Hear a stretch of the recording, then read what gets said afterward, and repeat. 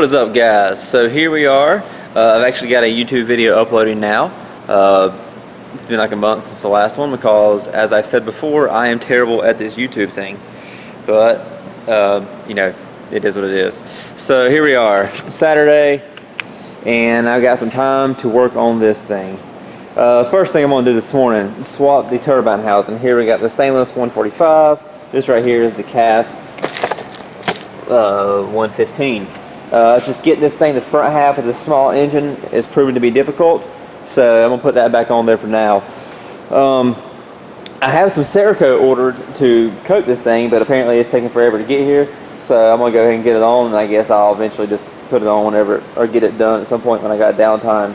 The reason I'm doing that is because being cast and being methanol, it likes to spray rusty water everywhere when it's warming up.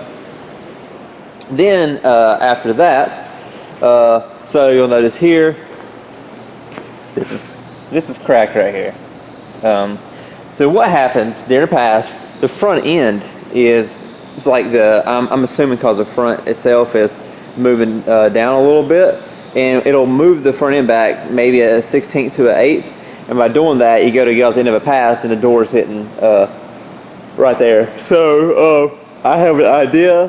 John came up with the initial version, and I tweaked it some, that we're going to try to make a piece to see if we can keep the front end sliding back. Then hopefully that'll resolve that. And last but not least, and I'll show you some details as I'm doing it, I'm going to move the rear bars some to limit the suspension travel separation a little bit, and I'll explain that more later. But here it's a little after 9, so I'm going to try to get going on this thing and see what I can get done today. So I got this off. You know, I got a little bracket there on the exhaust and stuff to keep it lined up. It's right there, and I marked it. Then go over here. I decided to do some ceramic coat, even though that won't help the issue on the inside, but at least it'll look better than the old rusty housing. But it's out here drying in the sun.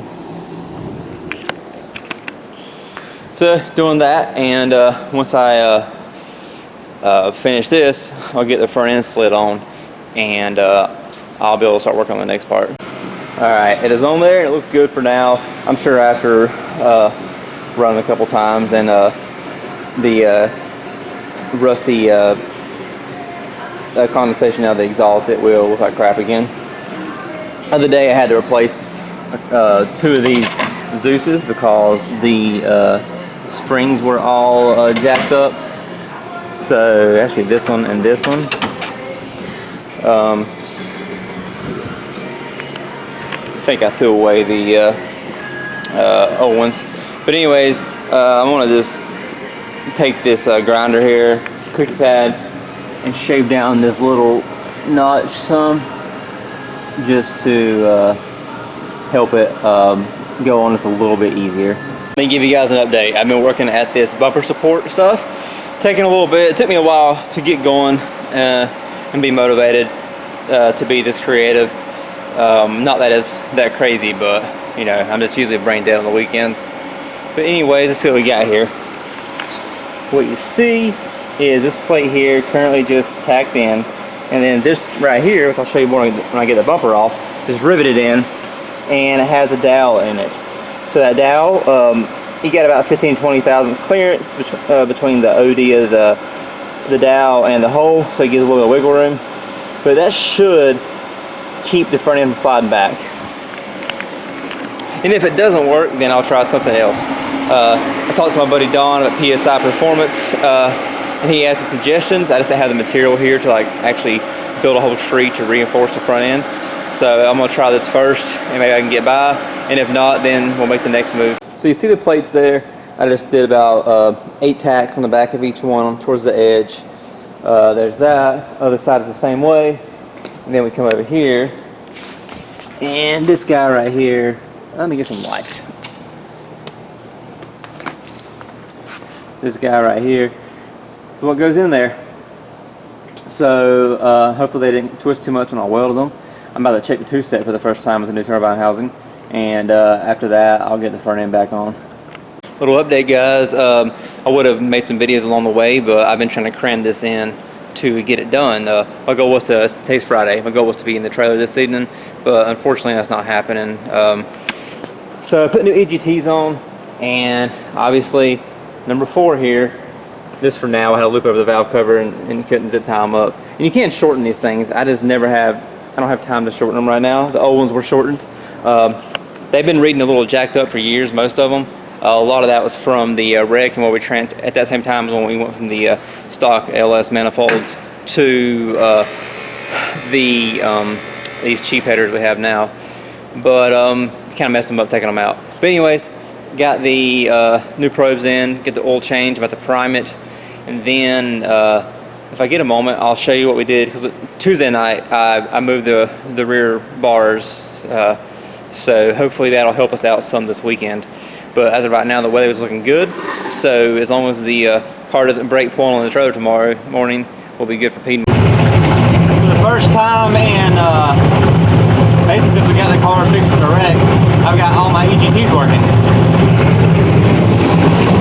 I'm sure, you know, I literally just fired the car up 30 seconds ago. I'm sure some of these cylinders will read cooler than others with having 2 injectors per cylinder like I do. And you know, I'm not worried about the cylinders burning really even at idle, because what I'm doing doesn't matter.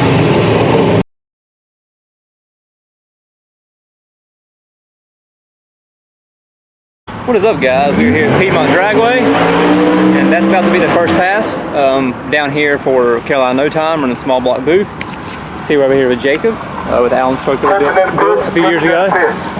We got finished putting this thing together, and let me get over here. Finally get this thing. We just got to put the door on it, put the front end on, fuel's full, everything else, and then we'll get up here and make our first hit in the heat. And hopefully it's good so we can chill out till round 1. But people starting to fill in as it's getting a little later, since this event doesn't start till later usually. Yeah, so let me get this thing put together. Let's see what we can do.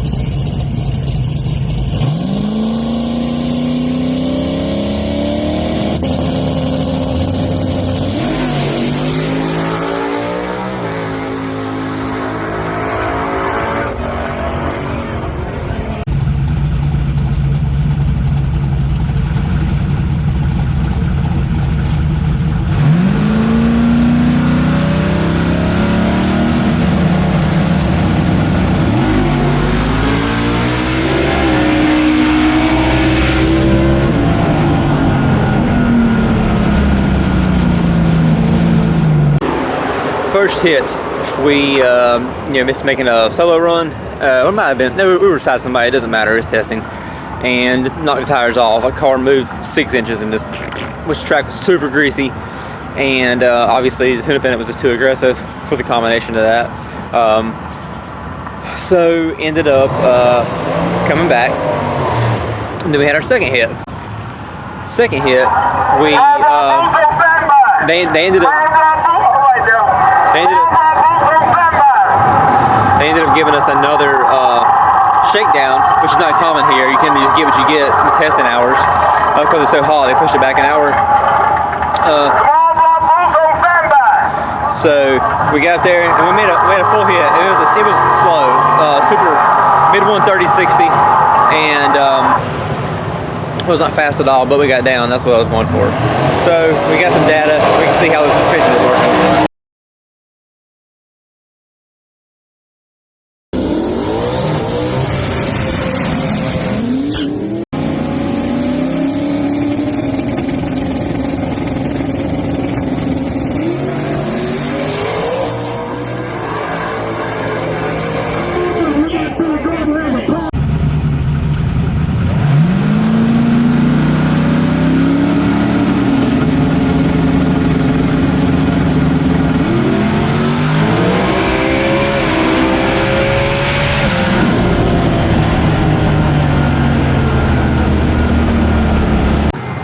the car I had first round. I've seen him run LDR before. It's been, it's a bottom 4-second car, fast car. I put a faster tune-up in it and get up in there, do my burnout stuff.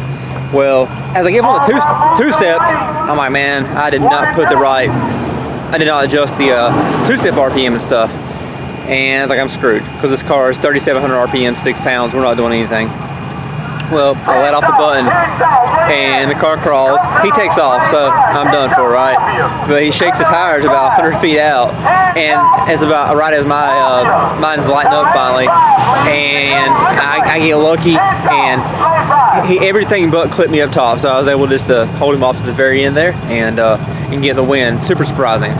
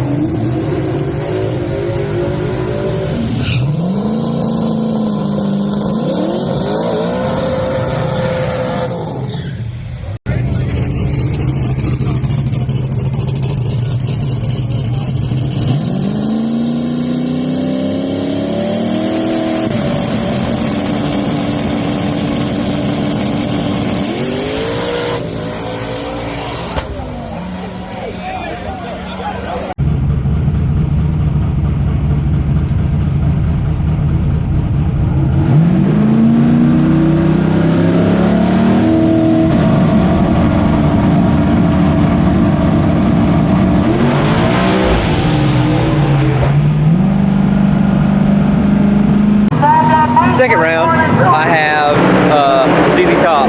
You may remember it from Mooresville a month and some change ago, where the car got loose up top and he had a trans brake issue. So, but my car got loose up top and he ended up flying by after that.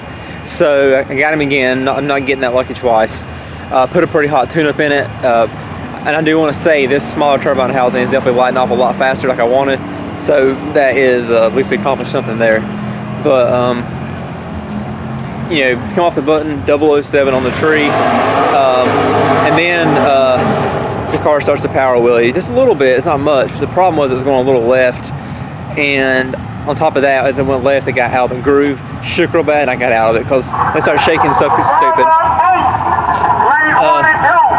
So, and then sorry. So, remember what I said a second ago, I won't get that lucky twice, for his car to have like a button, trans brake button failure. Well, his car, don't know what happened, and hopefully nothing major. It ended up like just making a pop noise and shutting off mid-track. I'm like, are you serious? Another chance against an absolute killer, and I don't get it. But that's how it goes. It's racing. All in all, a good day. Made some suspension changes, finished things out, and the car is, it's coming around. So it's going to keep. We're just going to keep chipping at it. It was short-handed today. John couldn't make it, but Sammy drove up and Andrew drove up, so I made a solo 2-hour drive here alone, which is fine. I got plenty of podcasts to keep me going. Jacob, chilling out in Alan's truck. He's getting better. That thing definitely needs a stator to tighten it up some, but it's slowly but surely getting better. Car still runs, everything's still healthy, so should be good to go from Mooresville next week. And as you can tell, we put that little piece back on. I think I already mentioned that, I can't remember. That's not a lot, honestly. Ketchikan's pretty happy. So, anyways, appreciate you guys watching. Make sure you like, share, and subscribe.